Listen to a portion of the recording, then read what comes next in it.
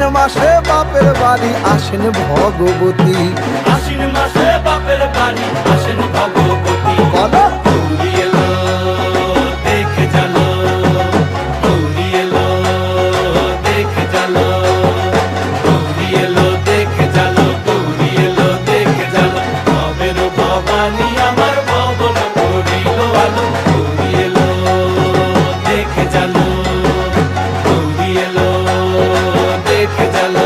ও দেখি সিংহের উপর উইঠা চুরি, অসুরের টিকি ধরি, গলায় দিছে সাপ জড়াইয়া বুকে মারছে খুঁচা। কিন্তু